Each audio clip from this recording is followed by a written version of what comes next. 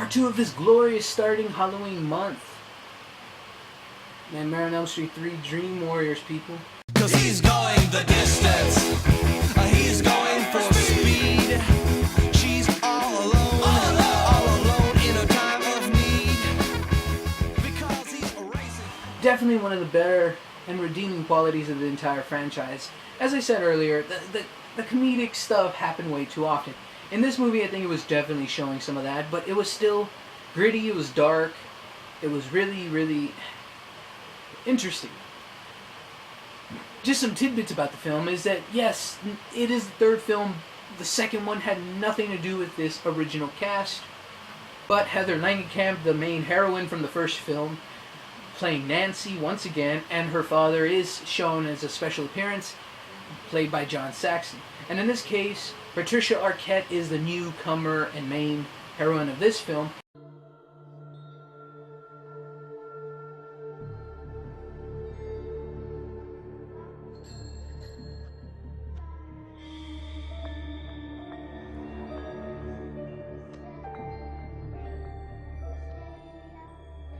But Nancy comes back to help them because this whole movie takes place in a psychiatric ward. All the final children from Elm Street are left, and they're just in the psychiatric ward, all claiming to have the same dream, much like the first one.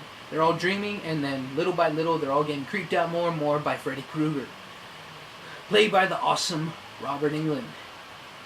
This did have some more comedic tones to it, but it was still dark. It was still, it still took place in a psychiatric hospital, a place nobody ever probably wants to be.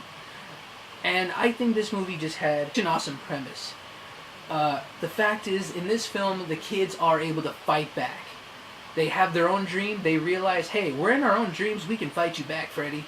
Well, they use their own imaginations against them. But sadly, of course, it is Freddy's world, so they have some very tough, complicated times. And basically, think Inception meets Nightmare on Elm Street. That's basically what this movie is. The sad thing is, I'm pretty sure they wish they had some of that Inception technology. From the beginning of this film, you feel it. Nancy comes in as an actual... She studied the science of sleep, the dreams, everything. She's come back as someone who can actually legitimately help these kids. And she knows what it is before any of the other psychiatrists and nurses in this thing. And, of course, it's one of those things where they don't believe her, but then they finally show that, yeah, Freddy's real, and they're all dying off because of him.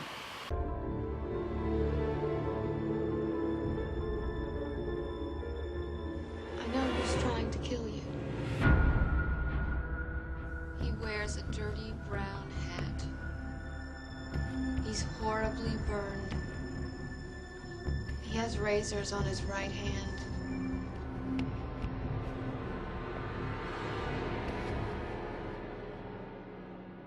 Man of my dreams. He's real, isn't he? He's real. So it's a race to the end to see if they can even save all the kids. A few of the main kids do survive to be in the fourth one, which this was a redeeming sequel. And sadly, yeah, major spoiler right here. Nancy does die at the end. It's not so deep and dark or whatever, but it is sad to see the main heroine of the first one finally get it. And it's just, you feel for her, you really do. Overall, it's just an awesome sequel. So yes, this may definitely, you have to put a little bit more thinking power into it, just dealing with the subject matter, and also just remembering back to the first film. But overall, it's a really fun sequel. It really is it's good. It's not as dark and creepy as the first one, but it's definitely got some disturbing stuff in there and pretty creepy things. He either made one of the kids a puppet with their own veins and muscles.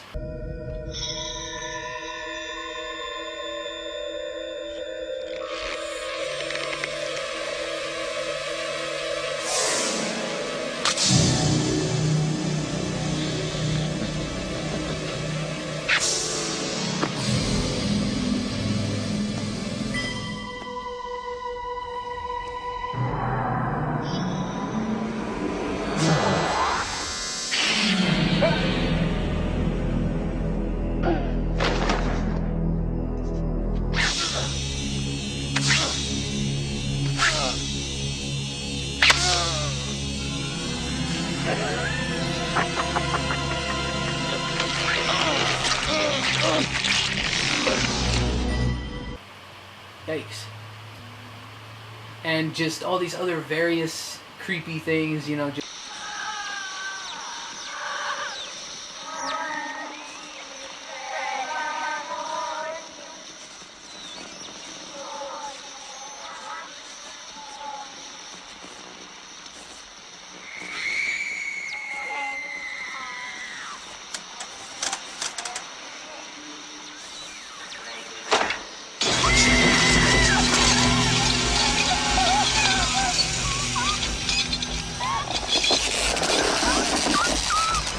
This is it, Jennifer. Your big break in TV.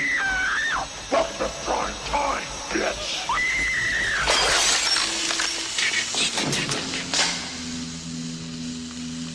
Just in his dream world, he, you know, just does the most nightmaric things, turns himself into a big snake and tries to eat Patricia Arquette at a point. It's some creepy shit either way. Overall, this sequel is still awesome in my book. I definitely like the idea. If this movie still had practical effects, stop motion effects, it had a lot better of a budget, and it was good to see that Wes Craven and some of the original cast did return. Wes Craven only did a co-writing position, but still, it showed that essence of what his ideas sprung out. Just his ideas and writing helped this movie out so much, and I love this sequel. Definitely my favorite out of all of them. He did come back to direct New Nightmare, which was technically the final installment of the original series, and it took a darker turn, which was fine, but I don't know, if you all have seen it, it is a much darker and more realistic turn of events in that film, because they actually make Freddy real, and that's where it's just like, after about 3 shitty sequels, there's no way you can come back from that. You guys got a remake? Oh, no, you still can't come back from that one either. Guys, you know, to me, the highlight of this whole franchise is, of course, the original. You can't say squat about the original, because it is awesome the way it is, for its time and even till now. It's aged pretty well. It's pretty awesome in so many ways. The sequel is not as good as the original, but it's definitely worth your time checking out. Either buying it, renting it, whatever you like to do. Online stream it. I say check it out.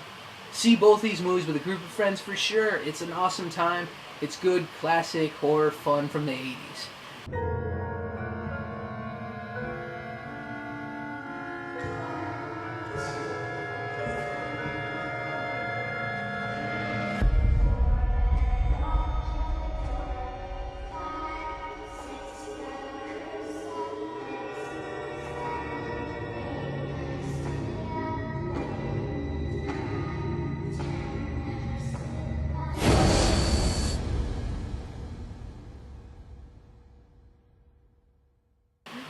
Well, that does it for this 2-part special of the first Halloween month reviews, guys. Hope you all enjoyed it. Feel free to comment below.